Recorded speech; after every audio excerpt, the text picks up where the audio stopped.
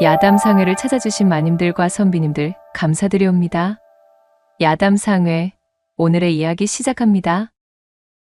새벽동이 터오는 조선의 어느 대궐, 점잖기로 소문난 선비 귀돌의 마음이 온통 뒤숭숭해져 있었습니다.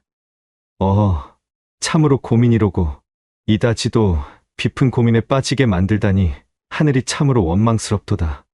그의 얼굴에는 깊은 수심과 함께 마치 난생 처음으로 여인을 향한 흠모의 감정을 깨달은 사춘기 소년 같은 설렘이 묻어 있었지요.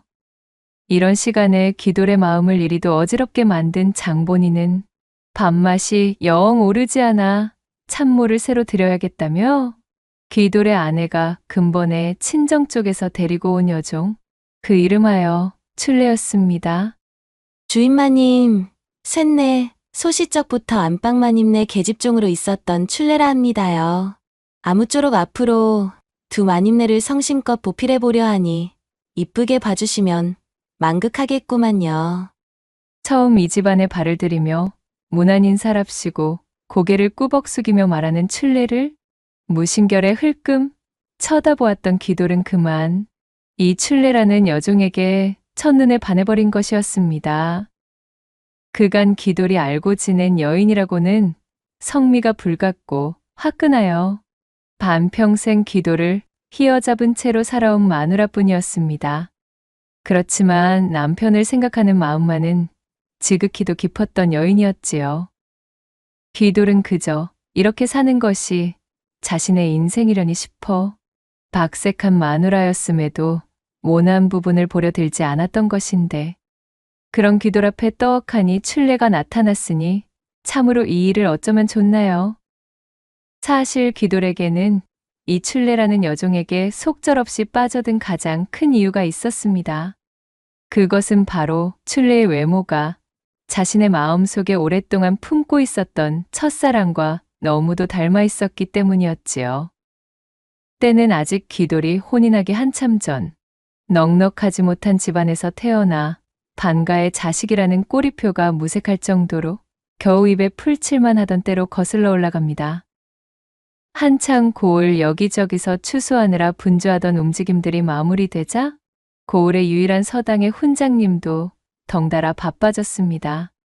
슬그머니 치부책을 펼쳐놓고 학동들의 학비가 제대로 들어왔는지를 하나하나 점검을 하는 것이었어요. 어흥, 귀돌아, 너는 잠시 남아서 나하고 이야기 좀 해야 쓰겠구나. 20명 남짓한 학동들이 저마다 훈장에게 인사를 올리고는 우르르 서당을 나가는 사이 귀돌만 덩그러니 남아 훈장의 눈치를 보고 있었습니다. 그 용건이야 이미 귀돌도 알고 있을 정도로 뻔한 일이었지요. 저기 훈장님, 저희 어머니께서 밤잠도 안 주무시고 삭바느질을 하시며 어떻게든 학비를 마련하려 하고는 있사오나.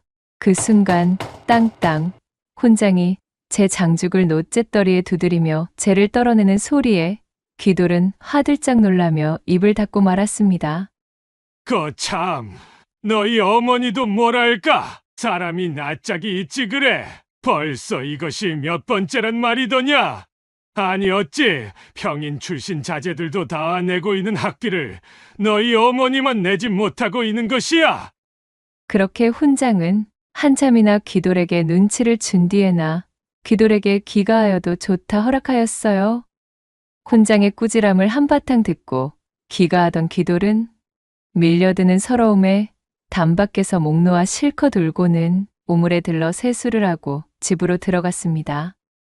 어머니, 저 왔어요. 책 보따리를 집안에 던져넣은 귀돌은 다시 바깥으로 나가 뒷산에 올랐지요. 바닥에 떨어져 있는 소리풀 잔뜩 긁어 모은 뒤 집으로 돌아와 그것들을 부엌의 아궁이 옆에 가득 쌓아두었습니다. 어머니를 위해 불쏘시개를 구해온 것이었어요. 어머니가 동네 잔칫집 허드렛일을 해주고 싸온 남은 음식을 그렇게 가마솥에 집어넣고 장터바닥에서 주워온 시들시들한 배춧잎을 보태 양을 잔뜩 늘린 죽처럼 끓여서 어머니와 한 끼를 때웠습니다. 이튿날 서당을 갈 시간이 지났음에도 가지 않던 귀돌을 의아하게 여긴 어머니가 연유를 물었고 결국 기돌은 학비를 내지 못해 혼장에게 한 소리 들었던 사실을 털어놓고 말았지요. 어머니는 안타깝고도 슬픈 기색을 애써 숨긴 채 기돌을 감싸 안고 그의 등을 쓰다듬어 주었습니다. 얘야, 참으로 미안하구나. 이 애미가 어린 자식의 글 공부 하나 시켜주지 못하는 형편이라 면목이 없구나. 어머니는 왈칵 목이 메었지만 기돌은 끝끝내 울지 않았어요. 오히려 제 어머니가 슬퍼할까봐 더욱 씩씩하게 대답하는 것이었지요. 어머니, 그런 소리 마셔요. 그까짓 글 공부가 어디 인생의 전부겠습니까? 저는 끄떡도 없으니 슬퍼 마셔요. 결국 기돌은 학업을 포기하고는 어머니를 도와 돈을 벌기 위해 나서기로 작정했습니다. 이름뿐인 반가의 후손이라는 꼬리표가 쌀 한 톨 구해다 주지 않는 현실이었으니 기돌은 이참에 서당에 가 있던 시간까지도 돈을 버는 데 쓰자고 다짐했어요. 그는 산에서 진흙을 잔뜩 퍼와 장터 한 곳에 자리를 잡고 화덕을 만들었답니다. 석쇠 위에 가지런히 소리풀 깔고 그 위에는 고구마를 주르륵 얹어 놓았지요.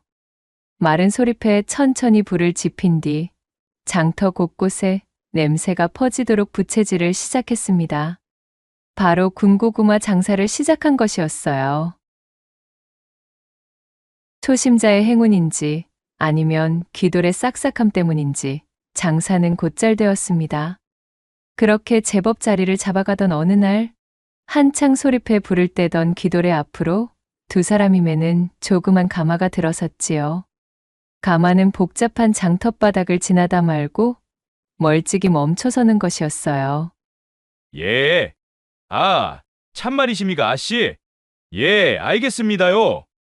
앞쪽의 가마꾼이 가마 속의 누군가와 이야기를 나누더니 제 이마에 땀을 닦으며 기돌에게 걸어왔습니다. 보시오, 고구마 장수 양반. 내 군고구마 한 양어치만 좀 내어주시게나. 장터에서 군고구마를 팔고 있는 앳된 사내의 행색이 차마 반가의 자손이라고는 볼 수 없을 정도로 초라했던지라 가마꾼은 대수롭지 않게 말을 건네는 것이었지요. 그런 것에 신경을 쓰고 있을 때가 아님을 알고 있던 기돌은 알겠노라 답하고는 불이 나게 고구마를 낼 준비를 하고 있는데 문득 그때 가마의 창문이 빼꼼 열리며 10대살이나 먹은 듯한 여자아이가 매우 창백한 얼굴을 쓱 내미는 게 아니겠어요? 소녀는 꽤나 신기한 듯이 한참 동안이나 기돌을 쳐다보고 있었습니다. 그것을 본 기돌은 어쩐지 창피함이 화학 밀려오기도 했거니와 정확한 이유는 모르겠으나 슬그머니 적개심 비슷한 감정도 피어나고 있었어요. 그리하여 가마꾼이 한눈을 파는 사이 군고구마 안쪽에 몰래 숯검댕을 이겨 넣었습니다. 기돌은 서당에 한창 다니며 공부하던 서책의 한 장을 푹 찢어서는 뜨거운 고구마를 감싸 내어줬습니다. 그런 일이 있고 열흘쯤이 지난 다음 장날이었지요. 기돌이 장사를 하는 곳 앞쪽으로 또다시 일전에 그 가마가 멈춰서는 것이었어요. 이번에는 좀 더 기돌과 가까운 곳까지 다가와 가마를 세웠답니다. 전에 그 가마꾼이 또다시 기돌에게 다가왔고 그와 동시에 슬그머니 가마 창이 열렸지요. 변함없이 창백한 피부의 여자아이가 얼굴을 살짝 내밀며 창피한 듯 기돌을 훔쳐보기 시작했어요. 병색이 완연하다 싶을 정도로 창백한 낯빛에 어쩐지 측은한 심정도 잃었던 기돌은 이번에는 군고구마에 장난을 치지 않았습니다. 그렇게 가마꾼에게 고구마를 건네준 뒤 가마가 물러가자 기돌은 저도 모르게 부하가 치밀어 투덜거렸어요. 쳇! 참으로 팔자 한번 좋구먼. 저것이나 나나 씨는 반가의 핏줄을 똑같이 이어받았음에도 저 계집은 무슨 상팔자를 거머쥐었기에 저리도 가마를 타고 하인을 부리며 마치 재주 넘는 예인을 보듯 나를 바라보나 그래. 그렇게 기돌이 괜한 마음에 성을 낸 뒤로도 가마는 꼬박꼬박 기돌의 앞을 찾아와서는 가마꾼을 통해 매번 고구마를 사가는 것이었습니다. 그러던 와중 어느덧 소설이 지나 바람을 타고 느껴지는 날씨가 한층 매서워졌습니다. 장날이 돌아와 귀돌이 부지런히 군고구마의 냄새를 피워대는데도 그 가마는 보이지가 않았습니다. 언제부터인가 귀돌은 자신도 모르게 가마를 기다리기 시작했어요. 헬쑥하기 그지없는 가마 속에 그 소녀의 얼굴을 떠올리며 날마다 기다리기를 반복했습니다. 하지만 장날 마지막까지도 가마는 볼 수가 없었지요. 달포가 지난 그 다음 장날, 기다리는 가마는 오지 않고 가마를 끌던 가마꾼만이 혼자서 귀돌을 찾아왔습니다. 오래간만일세. 군고구마 새냥어치를 주시게나. 그리고 참, 우리 아씨가 날씨가 추워졌을 테니 이걸 자네한테 전해주라고 하더구먼. 우리 아씨가 며칠 밤을 새면서 손수 수편한 것이니 귀하게 사용하시게. 가마꾼이 귀돌에게 내민 것은 바로 얼기설기 짠 토스였습니다. 한참이나 그것을 물끄러미 내려다보던 귀돌은 콧잔등이 시큰해지는 느낌을 애써 숨기며 말했어요. 감사하다 전해주시오. 그리고 고구마 값은 아니 받겠소이다. 하지만 가마꾼은 굳이 귀돌의 손에 생양을 쥐어주고는 고구마를 받아들고 불이 나게 돌아가 버렸어요. 귀돌은 난생 처음 느껴보는 감정에 벌렁벌렁 가슴이 뛰기 시작했습니다. 장사를 하는 둥 마는 둥 넋이 빠져있던 귀돌은 파장이 다가오자 토수를 소중하게 갈무리하여 자신의 품 깊숙이 넣고는 집으로 돌아갔지요. 잠시나마 억하심정을 가졌던 내가 참으로 부끄럽구나. 이다지도 따뜻한 마음을 가진 소녀였거늘. 귀돌은 토수를 꺼내 바라보며 얼굴을 붉게 물들였어요. 이런 귀돌의 마음을 아는지 모르는지 애석하게도 그 다음 장날, 그 다음의 장날도 가마는 찾아오지 않았습니다. 가마가 오던 방향으로 얼굴을 고정해두고 목을 쑥 뺀 채 두리번거리던 귀돌은 이번에 가마가 오면 기필코 내가 손수 고구마를 싸들고는 가마 창 안으로 넣어줄 테다. 그러니 제발 한 번만 다시 찾아와 주었으면. 라고 중얼거리며 목이 빠져라 가마와 그 소녀를 기다리고 있었답니다. 그렇게 시간은 더욱 흘러가게 되었고 그 다음 장날도 또 그 다음 장날도 역시나 가마는 모습을 드러내지 않았어요. 창백한 낯빛에 그 여자아이를 떠올리지 않으려 했어도 귀돌 자신이 매일 쓰고 있는 토수를 보노라면 도무지 잊고 싶어도 잊을 수가 없었습니다. 상사병으로 번진 마음속에 간질거리는 감정이 어느덧 눈덩이처럼 몸집을 부풀려 어느 날의 꿈속에서는 무려 그 창백한 여자아이가 연지곤지의 족두리를 쓴 채 자신을 찾아와 밝게 웃는 모습까지 볼 지경이었답니다. 다시 한번 꼭 보고 싶구나.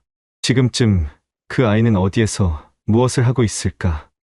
그렇게 귀돌이 연심을 무럭무럭 키워가는 동안 시간은 입춘을 훌쩍 지나 봄 기운이 완연히 찾아오게 되었어요. 사흘에는 추위가 완벽하게 물러간 것은 아니었기에 아직 입김이 펄펄 나오고는 있었지만 나무에서는 푸릇푸릇한 새싹이 보이고 있었습니다. 어김없이 장날이 다가왔고 장사에 나섰던 귀돌은 그만 깜짝 놀라고 말았습니다. 분주히 움직이는 사람들 틈에서 예의 그 가마꾼을 발견한 것이지요. 몹시도 반가운 마음의 귀돌은 한 걸음에 달려가 그 가마꾼을 붙들어 세우고는 말했습니다. 저기 이보시오. 내 그쪽에게 대포 한 턱을 내겠으니 걸음이 아니 중하시다면 저와 잠시 이야기나 나누시지요. 대관절 자네는 무구기에 나에게 대포를 낸다는 겐가? 저를 모르시겠습니까? 일전에 그 군고구마 장수입니다. 귀돌이 품속에서 토수를 꺼내 보이자 그제야 가마꾼이 고개를 끄덕이며 귀돌을 알아보는 눈치였어요. 그러고 보니 낯이 있군 그래? 아무튼 일이 다시 본 것도 인연이니 어여가세나. 그렇게 귀돌은 가마꾼을 데리고 객잔으로 들어가 그를 대접했습니다. 주거니 받거니 잔을 나누며 궁금했던 이야기들을 풀어내니 이것을 어쩌면 좋을까요? 가마꾼으로부터 그만 청천벽력 같은 소식을 듣고 말았습니다. 가마를 타고 다니던 그 소녀는 고을에서 유명한 유지의 손녀로 단 하나뿐인 핏줄이었습니다. 그녀의 아버지는 무관으로 나라의 녹을 먹는 관리였으나 오랑캐가 쳐들어온 호란에 참전한 뒤 안타깝게도 전사하고 말았지요. 지아비의 유고를 받아든 그녀의 어머니 또한 그 충격을 이기지 못하고 식음을 전폐하더니 몇 달을 버티고는 남편의 뒤를 따라갔다는 것이었습니다. 졸지에 부모를 모두 잃은 소녀는 그 이후 심하게 열병을 앓은 뒤 다리를 절게 되었고 걸을 수 없는 몸이 되었다고 했습니다. 마압소사. 그래서 그렇게 가마를 타고 다닌 게였군요.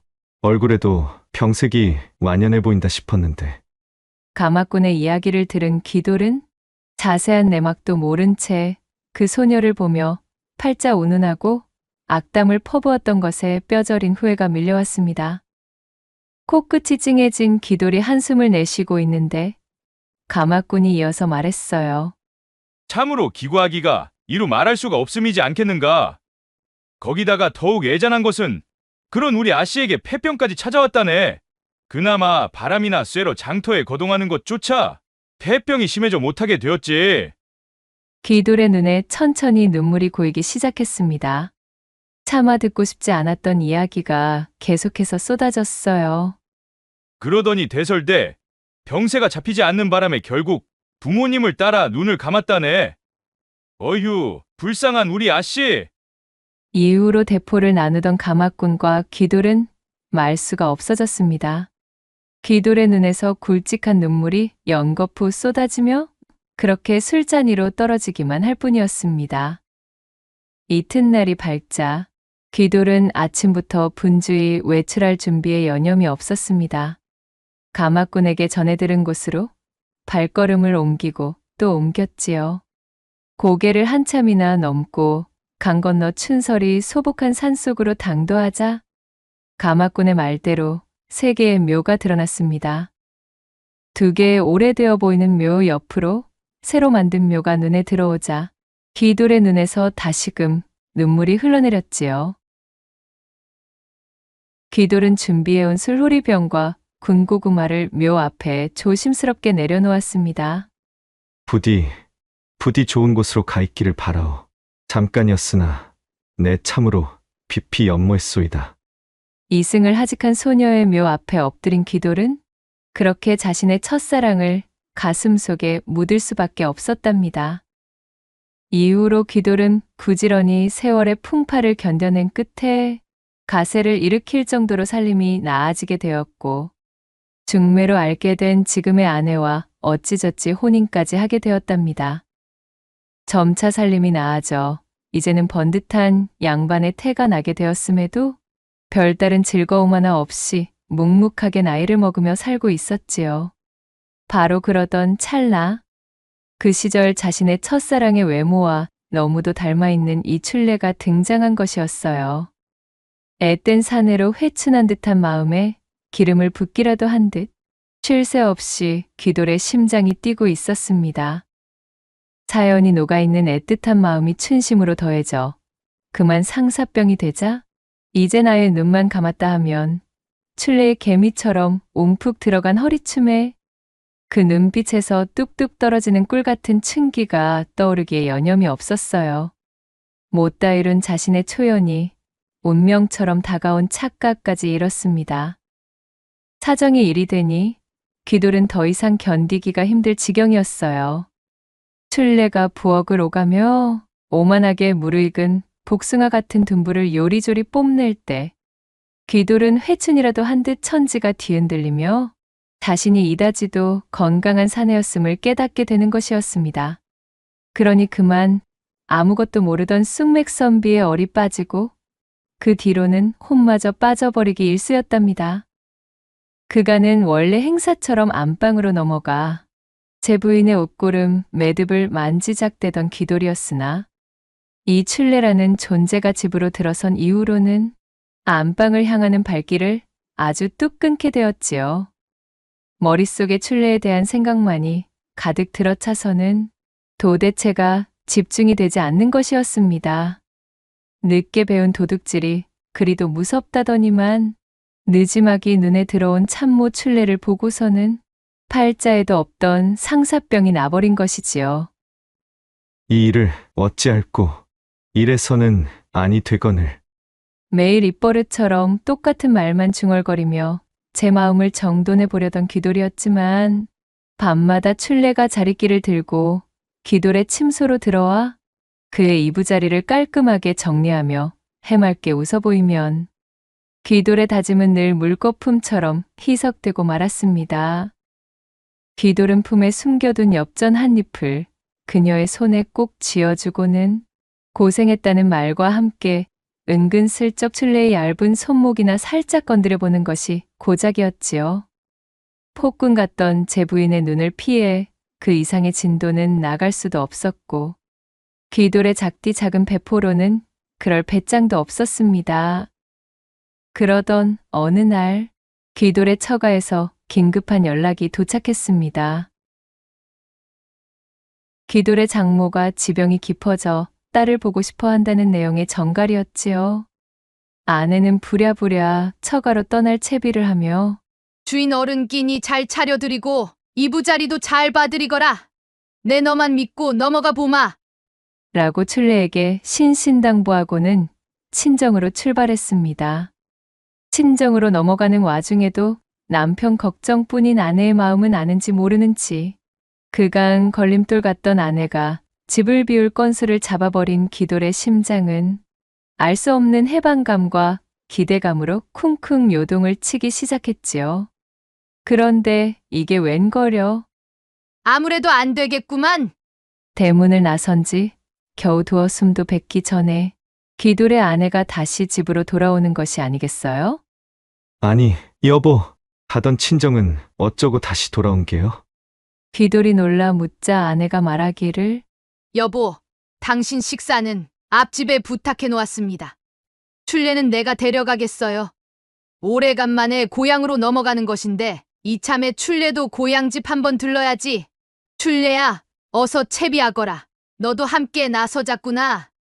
내색은 못하지만 고향에 들를 생각에 얼굴에 화색이 돈 출래와 모처럼 찾아온 기회를 날려 금세 풀이 죽어 데친 시금치처럼 축 처져 버린 귀돌. 그렇게 아내가 출래를 데리고 떠난 뒤 밀려오는 허탈감의 대낮부터 진탕 탁배기를 퍼마시다가 귀돌의 내리를 번개처럼 스치며 떠오르는 묘안이 있었으니 옳거니 이럴 것이 아니라 당장의 실행에 옮겨야 하겠구만. 내 더 이상 이리 고민만 하며 옹졸한 범부처럼 굴 수야 없지 않겠나. 라고 크게 외치고는 자리에서 벌떡 일어나 한 걸음에 단골 의원으로 달려갔습니다. 헐레벌떡 단골 의원 청생원에 도착하니 숨을 헐떡이며 들어선 귀돌을 청생원의 주인장인 박 의원이 맞이하였지요. 아니, 이게 뉘십니까 그래? 이리도 급한 몰골로 얘까지 직접 어쩐 일이시오? 집에 누가 급한 이라도 생기신 겝니까? 두 눈을 크게 뜨고 수염을 쓰다듬으며 자신을 바라보는 박 의원의 물음에 술이 거나하게 오른 귀돌은 자리에 털썩 주저앉아 버렸습니다. 이윽고 그는 박 의원의 두 손을 부여잡고 울상이 된 채 통사정을 올렸지요. 이보시오, 박 의원. 제발 나를 좀 살려주시구랴. 내 이대로는 가슴이 터져나가든 내 몸이 터져나가든 둘 중 하나로 비명행사하기 일보 직전이외다. 그리고는 장황하게 출래에 대한 이야기를 꺼내놓는 것이었어요. 그렇게 자신의 속에서 들끓고 있던 이야기를 모조리 꺼낸 귀돌이 주변을 둘러보고는 천천히 말했습니다. 그러니 내 한 가지 계략을 세워둔 것이 있소이다. 그 계획에 우리 박 의원께서 부디 힘을 보태주시오. 단골 의원 좋다는 게 다 뭐겠소? 귀돌의 한 맺힌 사연을 잠자코 듣고 있던 박 의원이 수염을 만지작대며 말했습니다. 그거 참 맹랑하게도 돌아가는 일이 되고 말았구려. 사연이 어찌되었든 뒤늦게 그런 진맛에 눈을 뜨는 것도 이거 축복이라면 축복이겠지만은 만에 하나 그런 사연으로 의원인 자가 거짓을 고하며 어울렸다는 악소문이라도 퍼진다면 우리 청생원은 영원히 문을 닫게 됩니다. 허니 그런 위험 부담을 질 수는 없음을 양해 바라겠소이다. 박 의원이 탐탁치 않아 하는 표정으로 완곡히 거절하자 귀돌은 그의 곁에 바짝 다가 앉으며 말했지요. 어허, 이보시오 박 의원. 악소문이 돌게 될 일이 무엇이 있소이까? 잘못될 리가 없는 일이라 하질 않소. 계획을 세운 장본인이 나건을 내가 입을 다물면 그 누가 알아채겠소? 일이 뜻대로 잘 풀려 이 몸의 소원을 성취하게 도와만 주신다면 박 의원께 통 크게 보답하도록 하겠습니다. 내 말을 믿어 주시오. 간절한 표정으로 읍소하는 귀돌의 얼굴을 바라보며 박 의원은 영 내키지 않았지만 어쩔 수 없이 승낙을 하고 말았지요. 알겠습니다. 다만 약조하신 것만은 반드시 지켜주십시오. 허면 계획이 무엇인지 말씀해 보시지요. 그렇게 귀돌과 박 의원의 은밀한 밀담이 오간 뒤 시간이 흐르고 흘러 귀돌의 부인이 춘례를 데리고 고향에서 돌아오자 이를 기다렸다는 듯이 귀돌이 각혈을 하며 앞마당에 쓰러졌습니다. 물론 청생원에서 박 의원의 도움을 받아 따로 구해놓았던 돼지의 피를 쓴 것이었지요. 애구머니, 아니, 여보, 대체 이것이 무슨 일이랍니까? 귀돌이 쓰러지자 집안이 발칵 뒤집혔습니다. 아내는 사색이 되어 귀돌을 부축하며 비명을 질렀습니다. 귀돌은 눈이 뒤집힌 채로 사지를 덜덜 떨고 있으니 너무도 놀란 아내가 허둥대는 목소리로 춘례를 부르며 소리쳤지요. 춘례야, 큰일 났다. 청생원에 가서 박 의원님을 모셔오거라. 얼른. 안절부절하던 차에 겨우 정신을 차린 춘례가 한 걸음에 달려가 청생원에서 박 의원을 모셔왔습니다. 춘례의 안내를 받으며 불이 나게 들어온 박 의원은 미리 짜둔 대로 기도를 진맥하는 척 이리저리 손을 대어보고 눈꺼풀을 까디집는 신용도 하며 분주히 움직였습니다. 이윽고 침통한 표정으로 고개를 가로저은 박 의원이 중얼거렸어요. 진맥을 해보니 이거 큰일입니다. 아무래도 고비가 찾아온 듯하니 오늘 밤을 넘기지 못할 수도 있음을 대비해야 하겠소. 일단 부인께서는 마음의 준비를 하셔야 하지 않을까 합니다만. 박 의원은 수심 깊은 표정을 유지하며 사태가 좋지 못하다는 암시를 주기에 이르렀고 그 말을 들은 귀돌의 부인은 귀돌을 덥석 끌어안고 말 그대로 눈물 없이는 볼 수 없는 대성통곡을 뱉기 시작했습니다. 의원님, 무슨 수가 없겠습니까? 이대로 남편을 보낼 수는 없습니다. 제발 방도가 있다면 부디 알려주십시오. 뭐든 따르겠습니다, 의원님. 그녀의 말에 박 의원은 입맛을 쓰게 다시는 신용을 하더니 수염을 어루만지며 힘겹게 입을 떼었습니다. 애꿎은 사람을 속여먹고 있다는 자괴감이 박 의원의 속에서 뭉게뭉게 피어오르고 있었기에 그것을 억누르기 위한 동작이었지요. 한 가지 신락 같은 희망을 걸어 봄직한 방법이 있기는 있소만 이 환약을 섭취하고 단전에 기를 불어넣는 방법입니다. 현재 생원 어른의 온몸에 기라는 기는 전부 빠져있는 상태이오니 그렇게 기력을 보충한다면 필시 차도가 보일 것이오. 일단은 그 수밖에는 없는 듯합니다. 기라니요? 그것이 몽땅 빠져 내 지아비가 저 모양 저 꼴이 되었다는 말입니까? 허면 어찌하여야 남편의 몸에 그 부족하다는 기를 불어넣을 수가 있겠습니까? 지푸라기라도 잡는 심정으로 귀돌의 아내가 묻자 박 의원은 천장을 올려다보며 한숨을 깊게 토했습니다. 기를 보양해 줄 처자가 한 명 있어야만 합니다. 전에 내려오는 의서와 의술이 시사하는 바는 그러하오나 내 생각에 그것도 사실은 부질없는 짓이요.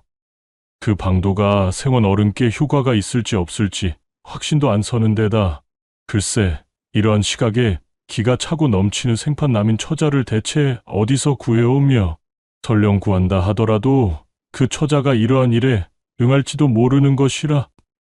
박 의원이 귀돌의 뜻대로 미리 짜둔 허풍을 근심 깊은 얼굴로 중얼거리자 귀돌의 부인이 꽥 소리를 지르며 외쳤습니다. 사람 목숨이 왔다 갔다 하는 판에 지금 그런 사사로운 것을 가리게 생겼답니까? 일이 한가지고 있을 때가 아닙니다. 하고는 벌떡 일어나 문을 박차고 나가다가 말고 후다닥 도로 들어오는 것이었지요. 아니, 박 의원님. 등잔 밑이 어둡다더니만 우리에게는 출례가 있었잖아요. 출례라면 어떻습니까? 남편에게 효험을 보일 만한 길을 가지고 있답니까? 어서 출례를 진맥해 주셔요. 돌아가는 상황이 어리둥절하여 멀뚱히 눈치만 보고 있는 출례의 손을 잡아 끈 기돌의 부인이 박 의원을 재차 재촉하며 다급하게 굴자 눈을 감고 자빠져 있던 기돌은 속으로 쾌재를 부르고 있었습니다. 박 의원과 결탁하여 한바탕 판을 벌인 소동이 제가 노린 대로 착착 진행되고 있으니 이 어찌 신이 나지 않을 수가요. 이윽고 박 의원이 마음을 가다듬으며 말했습니다. 일단 모두가 지푸라기라도 잡는 심정이니 되든 안 되든 한번 진행해 봅시다 그려. 이복에 출례, 사람 목숨이 왔다 갔다 하는 판이니 부탁 좀 함세. 도와주시겠는가? 아무것도 모르던 순진한 출례는 주변의 기세에 잔뜩 기가 눌려 우물쭈물거리며 답했답니다. 쇳내는 뭐가 뭔지 잘 모르겠지만 아무튼 쓰러진 주인 마님을 살릴 수 있다면 무조건 해봐야지요. 암요? 출례가 고개를 끄덕이며 말하자 박 의원은 준비한 대사들을 술술 읊기 시작했어요. 일단 일이 허해진 생원 어른의 길을 보양하려면 단전과 단전을 맞대어 음에서 양으로 기가 흐를 수 있는 길을 연결해 주는 것이 무엇보다 중요합니다. 즉, 출례의 단전을 생원 어른의 단전과 맞추어야 한다는 소리지요. 기가 흐르는 통로는 방해받는 이물질이 없어야 하기에 서로의 의복은 모두 제거해 두는 것이 타당하오. 그리고는 박 의원이 혼신의 힘을 다해 다 죽어가는 흉내를 내고 있던 기돌의 입을 벌리고는 조그마한 환약을 한 움큼 집어 그에게 먹였습니다. 아니, 의원님. 그 환약은 무엇입니까? 이는 음양보력환이라 불리는 약재입니다. 기가 허해져 죽어가는 자에게 원기를 보양하고 기를 내어주는 사람이 혹여 지쳐 쓰러지지 않도록 보좌하는 역할을 하는 값비싼 물건이지요. 그리하여 귀돌의 기력 보강에 모든 준비를 끝마치게 되자 박 의원과 귀돌의 부인은 건넌방으로 넘어가 초조한 마음을 품고 기다림을 가졌습니다. 야음이 무르익은 기나긴 밤에 귀돌과 출례는 그렇게 단전을 맞대었고 음과 양의 기운이 승천하는 이무기처럼 맞물려 단단한 돌덩어리같이 하나가 되었습니다. 음양이 보합되는 통로를 통해 그렇게 역사적인 거사가 이루어졌지요. 그리하여 동창이 붉게 밝아왔을 때 출례가 잔뜩 붉어진 낯을 가리며 쭈뼛쭈뼛 나오더니 수줍음이 잔뜩 서린 목소리로 말했습니다. 이제 안심하셔도 될 것 같아요. 안방마님, 밤새 의원님께서 일러주신 방법대로 이것저것을 다 하였더니 주인 어른께서 벌떡 살아나셨지 뭡니까요. 뜬 눈으로 밤을 지새우던 귀돌의 아내가 그 말을 듣고는 한 걸음에 뛰어들어가 귀돌을 붙잡고는 펑펑 기쁨의 눈물을 쏟았습니다. 허허, 이거 일이 아주 잘 풀렸구려. 하늘이 도운 게지. 그럼 생원 어른도 쾌차하셨으니 나는 그만 돌아가 보겠소이다.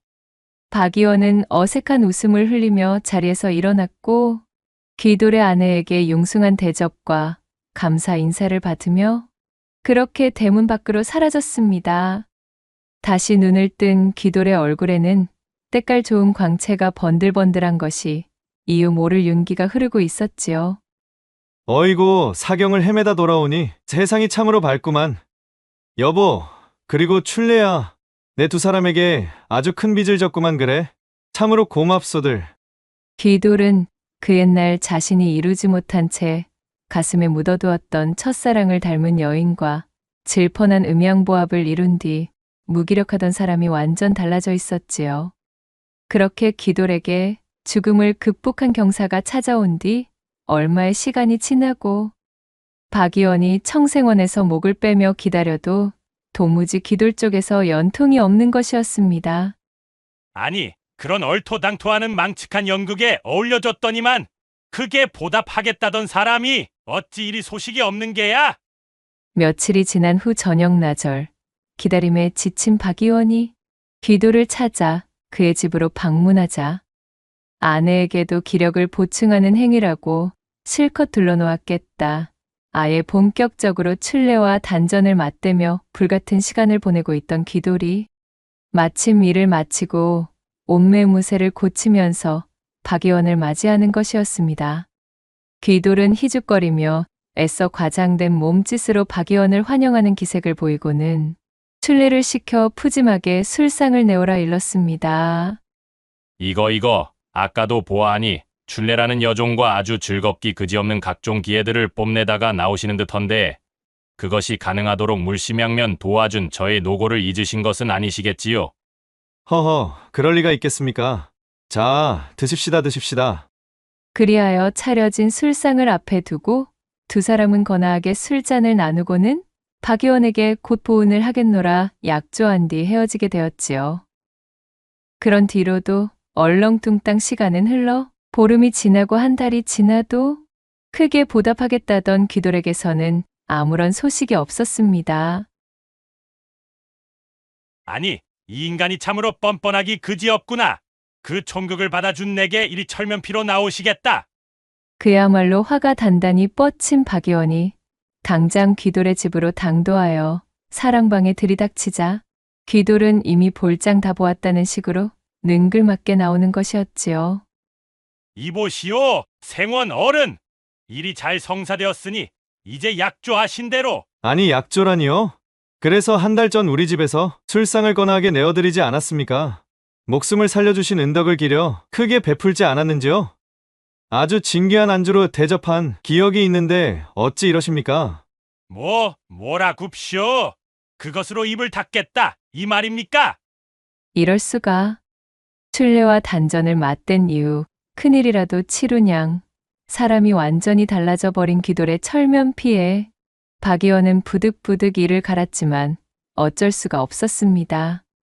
만약 귀돌이 다른 마음을 품고 진실에 대한 소문이라도 동네방네 떠들어 버린다면 귀돌이야 겨우 얼굴에 먹칠만 하는 정도로 창피만 받으면야 끝나는 일이었지만 병환을 꾸며 새파란 여종과 밤을 지새우게 만든 것도 모자라 그 일을 동조하고 그의 아내마저 속여버린 일은 고을의 의원으로 오랜 기간 명맥을 유지하며 평판을 쌓아온 자신의 명성을 끝장내기 딱 좋은 것이었습니다.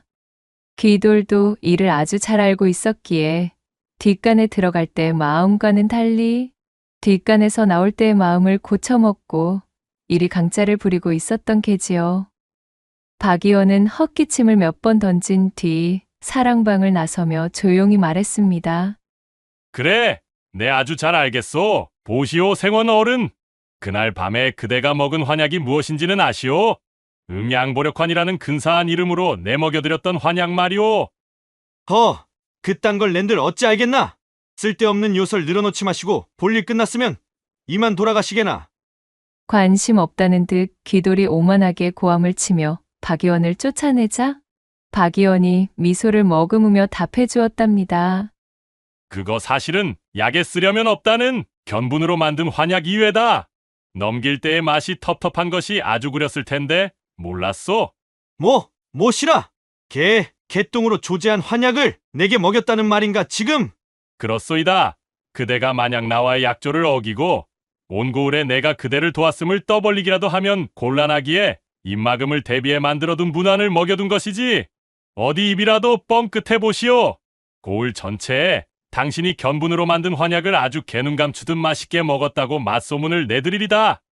박 의원은 껄껄 웃으며 뒤도 돌아보지 않고 돌아가 버렸고 귀돌은 버선발로 마당까지 기어나와 헛구역질을 하며 그날 먹은 모든 것을 다 개워내기에 이르렀지요. 그리고 그날 이후로 귀돌에게는 꾀병이 아닌 새로운 병이 생겨나게 되었습니다. 이후 달포쯤의 시간이 지난 어느 날 귀돌의 집에서 때 아닌 곡소리가 들리고 있었습니다.